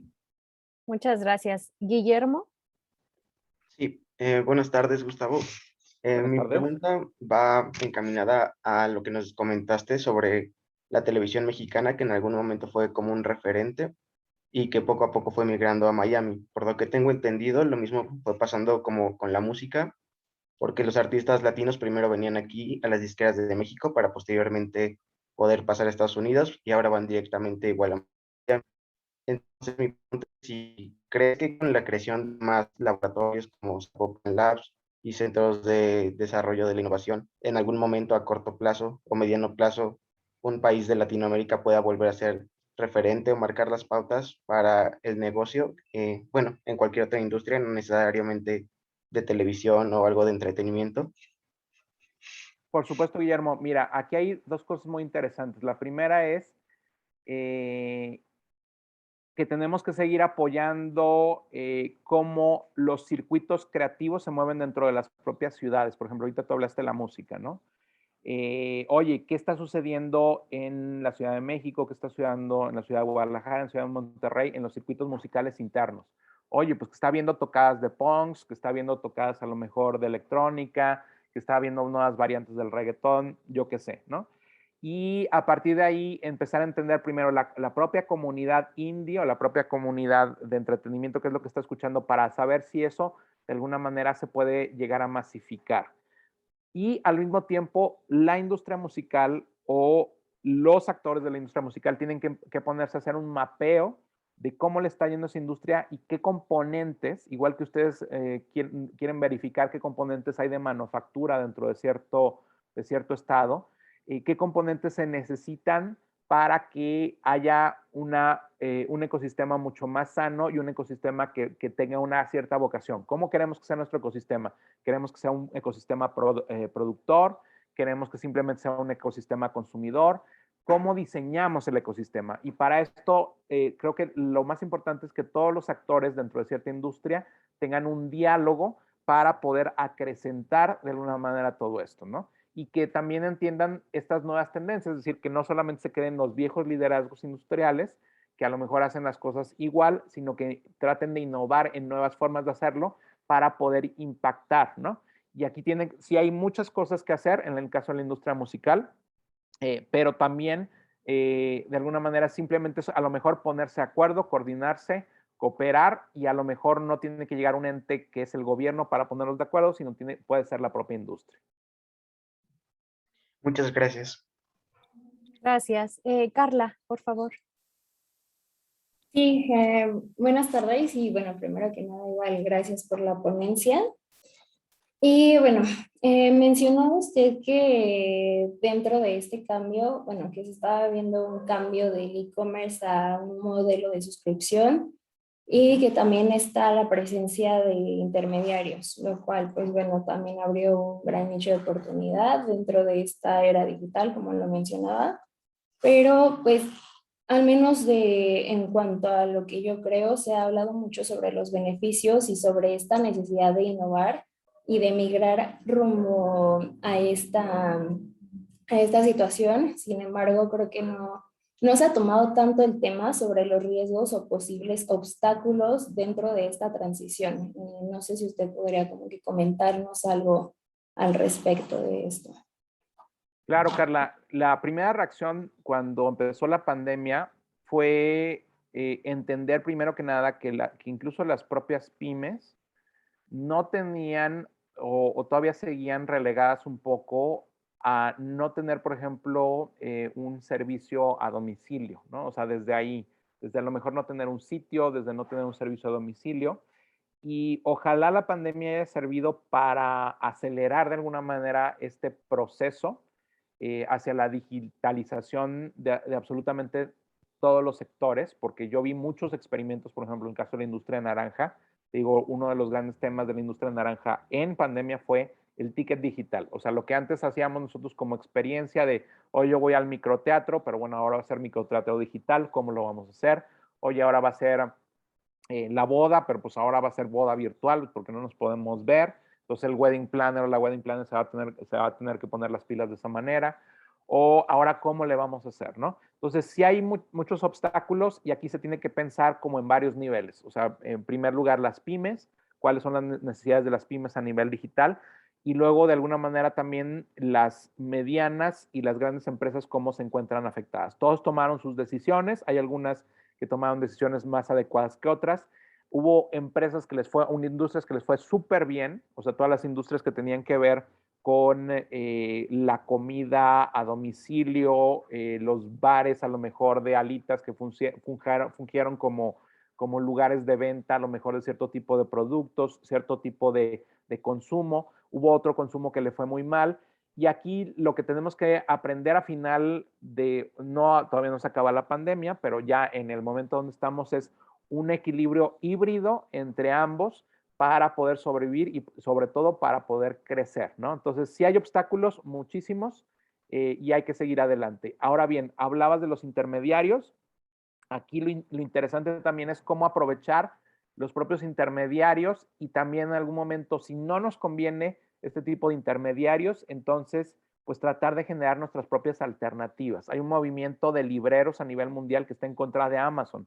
¿Por qué? Porque ellos producen sus propios libros y de alguna manera les ha afectado este movimiento de Amazon. Bueno, sacaron hace poquito una estrategia de cómo de alguna manera iban a combatir y su combate iba a ser no producir libros a nivel digital, sino producir libros físicos. Vamos a ver cómo les va en ese experimento, ¿no? Pero también hay que saber decir, a lo mejor yo no me quiero jalar con esta tendencia, vamos a tratar de hacer una contratendencia y también funciona.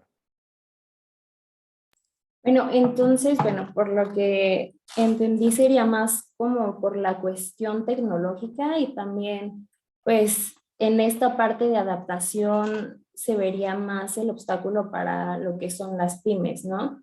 Pero tal vez viéndolo así como que a un futuro ya que esté como que implementado esto, digo, ahorita estamos como que en este punto donde apenas nos estamos como que mudando a este nuevo mundo digital completamente. Como lo comento igual, la pandemia como que influyó muchísimo en esta transición, pero viéndolo como que a un futuro donde este sea un modelo que llegue prácticamente para quedarse, creo que haya como que algún otro tipo de obstáculo más allá del que se está viendo ahorita en la forma como de adopción de estas cuestiones digitales.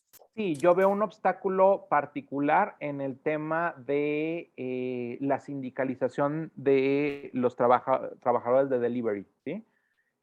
Creo que es este tipo de empresas que empezaron a ser intermediarios dieron también el salto a abaratar sus productos y abaratar sus servicios, también generando este tipo de explotación laboral, por así llamarlo, de personas que no tienen un seguro, que no tienen derechos laborales, y me parece que tarde o temprano vamos a avanzar o debemos avanzar hacia ese punto, donde de alguna manera haya una propuesta más justa para los que son también proveedores de servicios en este tipo de aplicativos o en este tipo de delivery. Ese es uno de los obstáculos que veo.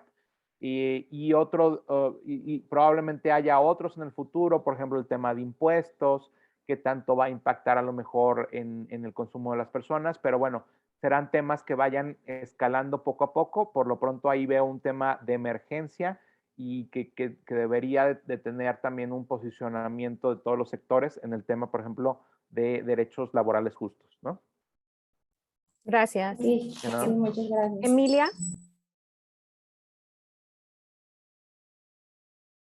Hola, mi duda, no tengo prendida la cámara, lista. Mi duda era con respecto a si tienes alguna noción del desplazamiento que va a generar como toda esta digitalización acelerada en la industria naranja, en la economía naranja, como en particular, cómo es que tienen pensado incorporar a todo a este personal que realizaba algún tipo de trabajo en específico de manera física, cómo adaptarlo a lo digital. Muy bien. Emilia, en todos los movimientos que hay o todos los saltos de tecnología, siempre hay empleos que se pierden y empleos que se ganan, ¿no? Un empleo que se pierde, por ejemplo, probablemente si tú te pones a ver antes de que tuviéramos Uber o Didi o todo este tipo de tecnología, pues había sitios de taxis, ¿no? Y entonces los sitios eran las personas que te contestaba y te decía, ¿quieres un taxi? Te lo voy a mandar a tales horas, ¿no? Bueno, ese era el intermediario en ese momento. Entonces se pierde este intermediario. Pero se ganan también empleos. Es decir, por ejemplo, ahorita uno de los empleos más recurrentes que ha generado Amazon a nivel mundial es el de las personas que arman las cajas, que distribuyen las cajas a nivel mundial. Incluso me parece que en España ha habido paros laborales por el tema de que todavía tampoco están con sus derechos laborales plenos, ¿no? Entonces, me parece que hay, que en cualquier movimiento de tecnología, en cualquier movimiento se ganan y se pierden y de alguna manera hay un reacomodo que yo espero que haya sido sobre todo positivo para la base de la pirámide en cuestión de delivery, pero que aún tenemos, te digo, el pendiente del trato laboral justo, ¿no? Gracias. Ernesto, por favor. Hola, disculpe que no puedo prender mi cámara, profesora. Mi pregunta es relacionada al tema de qué hacer México para México, ¿no?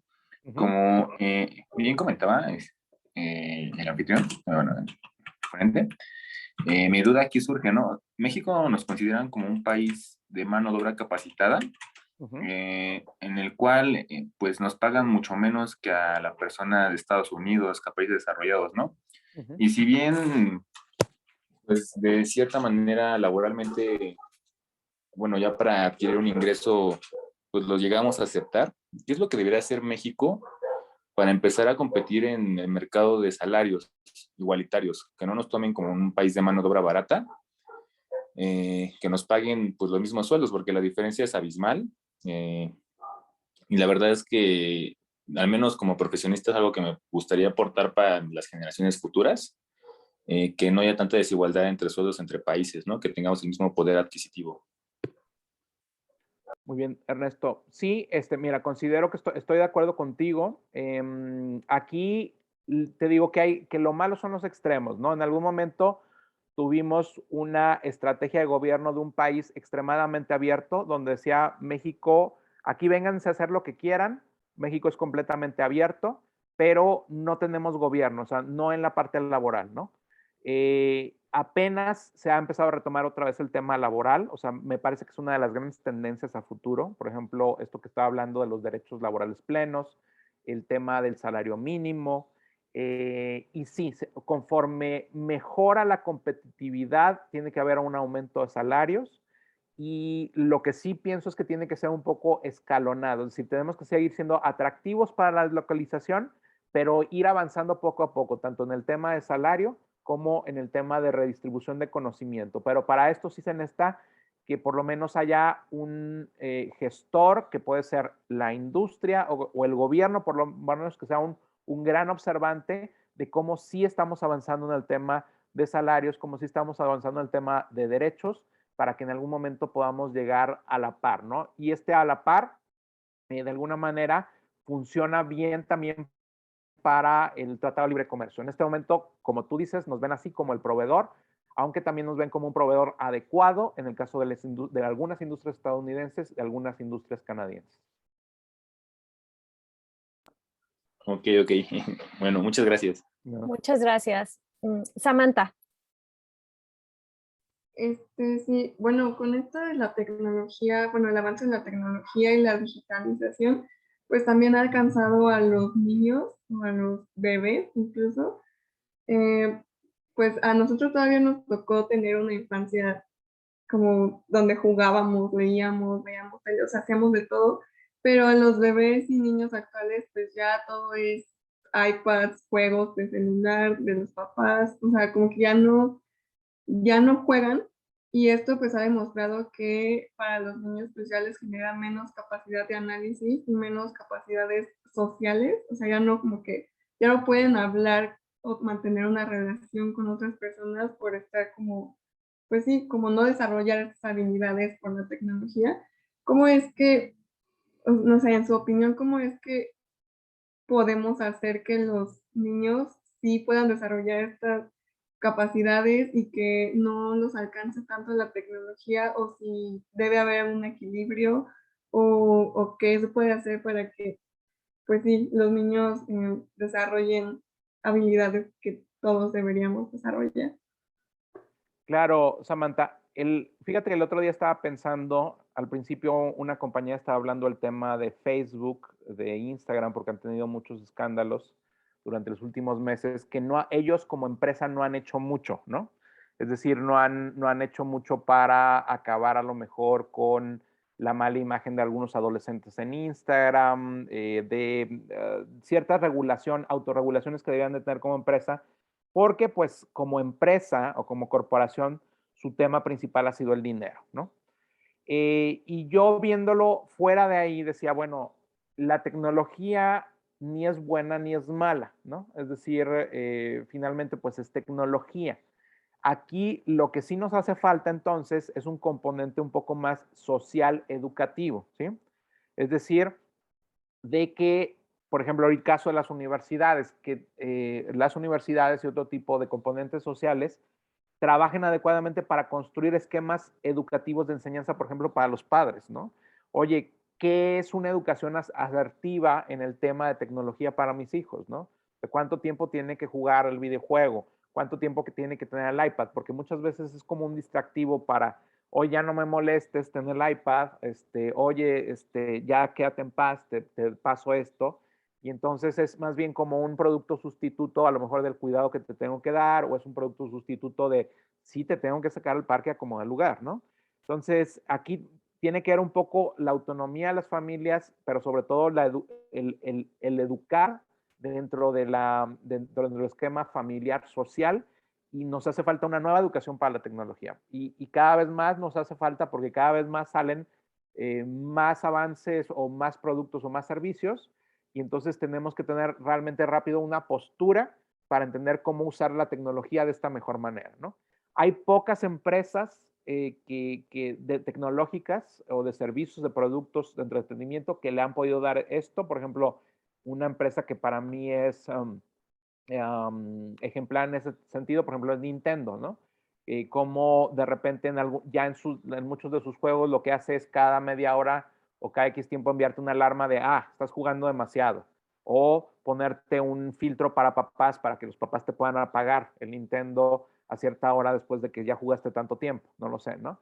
Pero no sucede el caso con todas las empresas y por lo tanto no debemos dejarle tampoco a las empresas la autonomía de poder decidir, sino también generar nuestro propio esquema educativo para nuestra familia o nuestra sociedad, ¿no?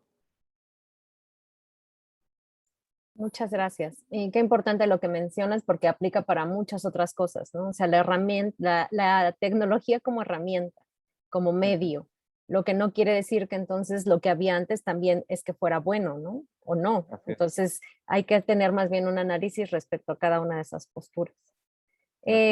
Samantha. No, tú ya pasaste, perdón. Alexa. Sí, buenas tardes, bueno, buenas noches. Mi pregunta era acerca de un proyecto que mencionaste que llevan con las comunidades impactadas o, bueno, más bien cercanas al Tren Maya.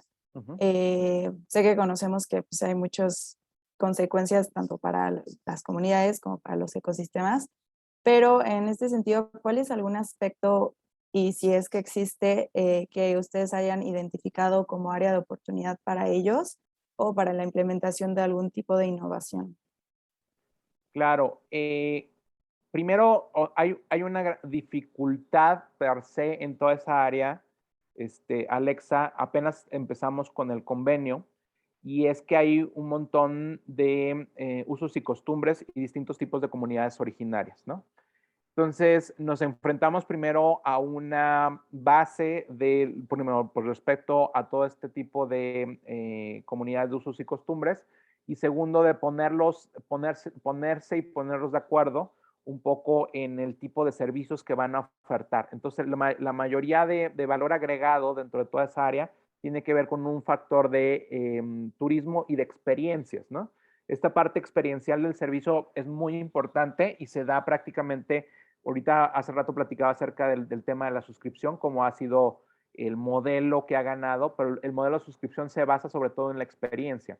Cuando tú entras a ver Netflix, desde el momento en que te ponen el logo de Netflix, escuchas una musiquita, eso es parte de la experiencia. Cuando tú vas a un restaurante y te tratan muy bien y ves algo que te gusta, la música, yo qué sé, es parte de la experiencia. Entonces, mucho del engagement de muchas de las empresas de consumo, de consumo directo, se está dando a partir de ahí y es uno de los temas que vamos a tener que trabajar mucho con este tipo de comunidades en la parte experiencial, porque ellos van a dar un servicio turístico anexo a lo que ya sucede o que va a suceder alrededor de todo este circuito que le llaman el circuito del Tren Maya, ¿no?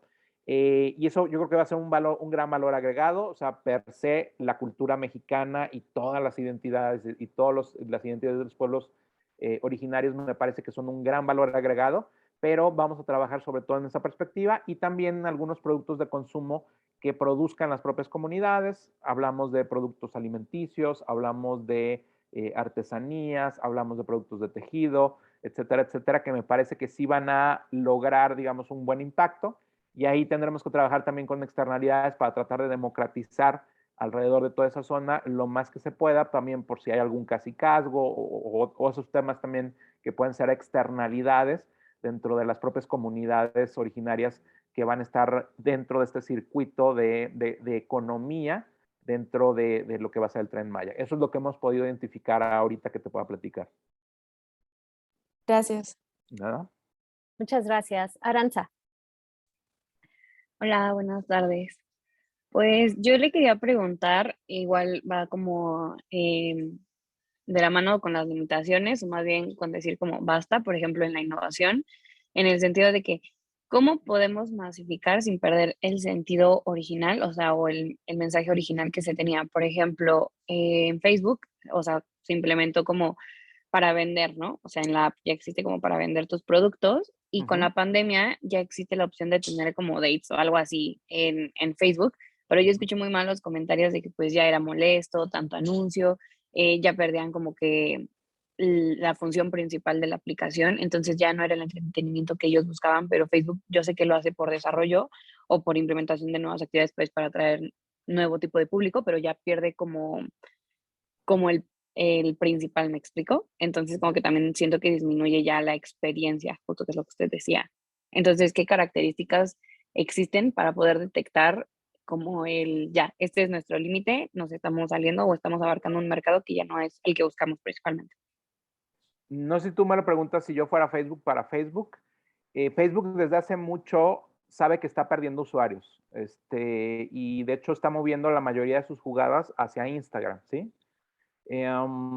Para los usuarios en general. No sé si te has fijado que de repente, pues Instagram era una aplicación para fotografías y luego cuando compitieron con Snapchat, que todos los adolescentes en aquel momento se iban hacia Snapchat, pues los trató de destrozar con su aplicación de Stories y luego ahora tenemos Reels. ¿Por qué? Porque tenemos Reels porque están compitiendo contra TikTok, etcétera. Entonces se está moviendo hacia Instagram completamente y Facebook lo está dejando, o sea, la parte principal, yo logré hablar hace 4 años con una de las ejecutivas de Facebook Latinoamérica y me decía que ellos habían ya cambiado el objetivo o el mote antes su objetivo era conectar personas y ahora su objetivo es conectar comunidades, porque hay un estudio que me pareció un poco hasta medio apocalíptico que tienen ellos, donde dicen que las personas ya se dejaron de reunir. Antes las personas no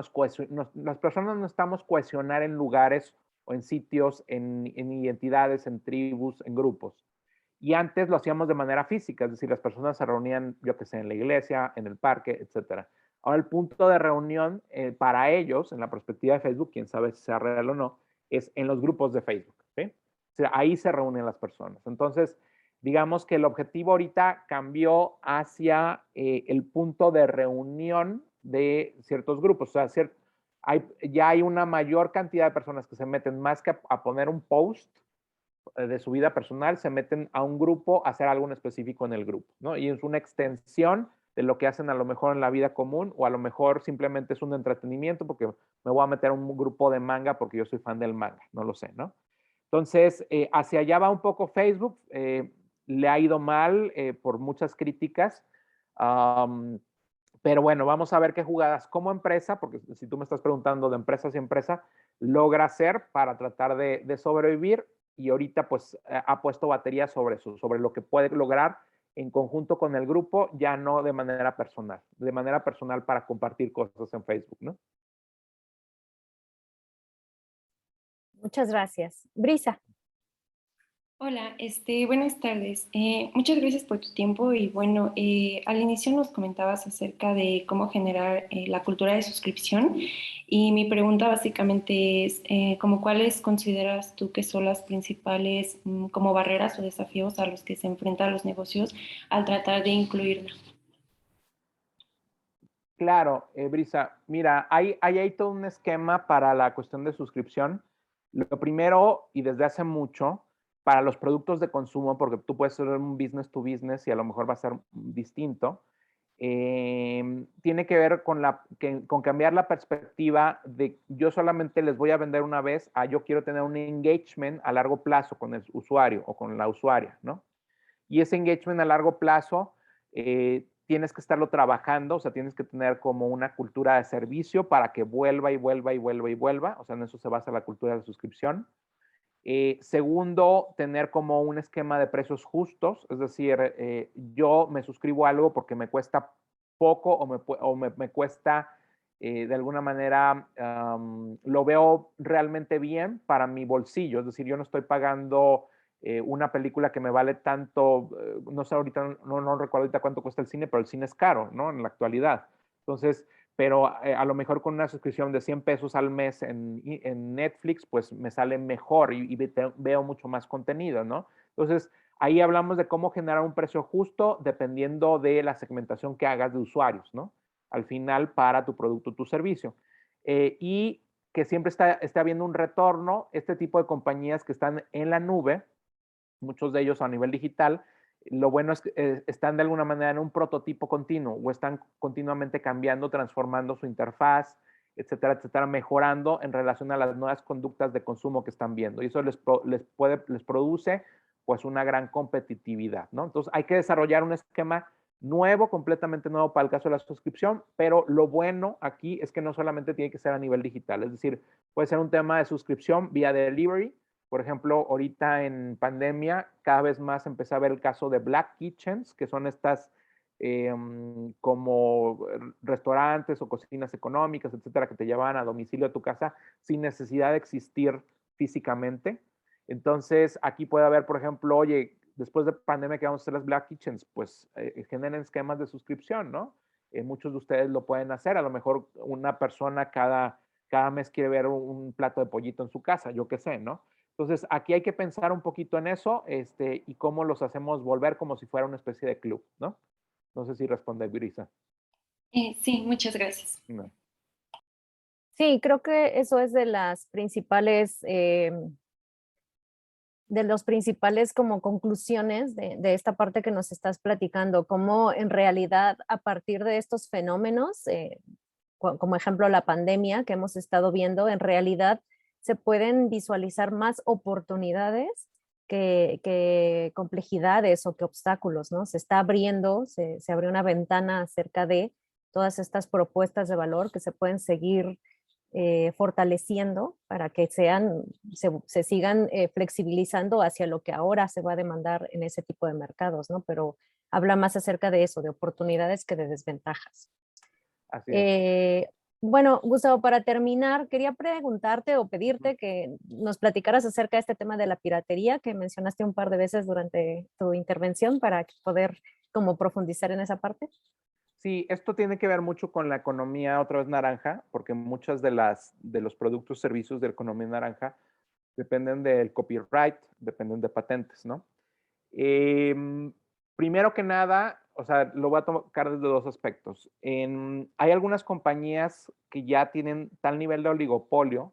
Por ejemplo, les voy a hablar de las compañías celulares, como el caso de iPhone, de Apple versus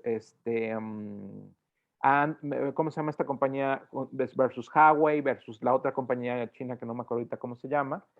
Le preguntaban a la creadora del reconocimiento facial del iPhone cómo iba a ser el valor agregado de competencia entre tecnología futuro de los productos. Y ella decía que ninguno, o sea, que no iba a haber diferencia tecnológica entre Xiaomi, gracias Berenice, entre Huawei y entre iPhone.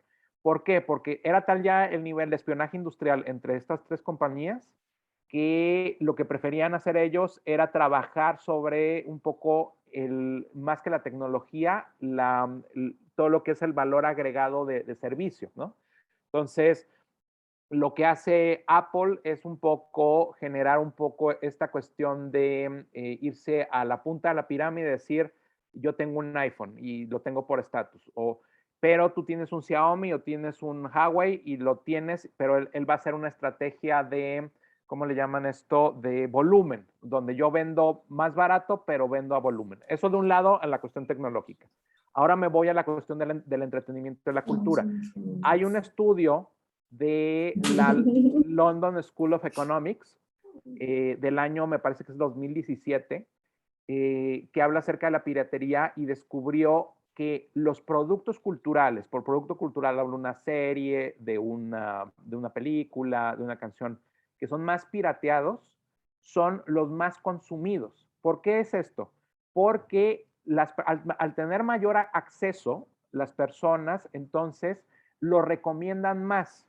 Es decir, si yo tengo mucho más acceso a algo, entonces hablo de ello en redes sociales y por lo tanto más personas caen en este tipo de producto o servicio y lo que se genera es, digamos, un círculo positivo más que un círculo negativo. Las empresas productoras lo saben. Aquí lo importante más bien es beneficiar al creador antes que al distribuidor, porque de repente ha habido casos de distribuidores o intermediarios que han sido muy abusivos. Hablo a lo mejor a veces de los distribuidores de cine, hablo a lo mejor a veces de los distribuidores musicales, etcétera, etcétera, ¿no? Y entonces aquí es un poco como en ese tipo de esquemas ves un mayor beneficio al propio creador, pero al mismo tiempo entender que muchas de las compañías, si ya no enseñan, entonces ya no ganan. Entonces, por ejemplo, lo que he visto con algunas estrategias en el mundo editorial es que sacan el primer capítulo del libro gratuito, lo dejan en la red y luego, ya que la gente se pica, entonces ya venden el libro. Entonces, ahí hay un cambio de estrategia donde si no, o sea, si no hay share, si no hay de alguna manera un freemium, entonces la compañía o la empresa de consumo no gana. Entonces, hay que pensar también, si nosotros estamos dentro de esa industria, cómo desarrollar un esquema donde pueda haber un enganche gracias a este producto y que al mismo tiempo no pueda haber una pérdida mayor. Por eso yo digo que la piratería más bien, yo ya la veo de una manera estratégica más que de una manera negativa, ¿no? Y hay un efecto, digamos, en conocimiento que es positivo, sobre todo para las personas de base de la pirámide que no tienen acceso a lo mejor a este tipo de productos culturales o entretenimiento, pero sobre todo conocimiento que vale la pena, como el caso de libros, que me parece que es positivo que se dé, o sea, socialmente es positivo para mí, ¿no? Claro, una vez más es cambiar la perspectiva, ¿no? De cómo estamos afrontando este tipo de escenarios. Así es. Muy bien. ¿Alguien más, chicos? Muy bien, Gustavo, pues solo me resta agradecerte, de verdad, muchísimas gracias por aceptar la invitación, por compartir con nosotros toda esta información y por la disposición que tuviste durante todo este tiempo. Muchísimas gracias. Gracias, maestra Sandra, estamos en contacto. Claro que sí. Hasta luego. Nos vemos, luego, chicos, la próxima clase. Hasta luego. Muchas gracias. Bonito fin de semana a todos. Hasta luego.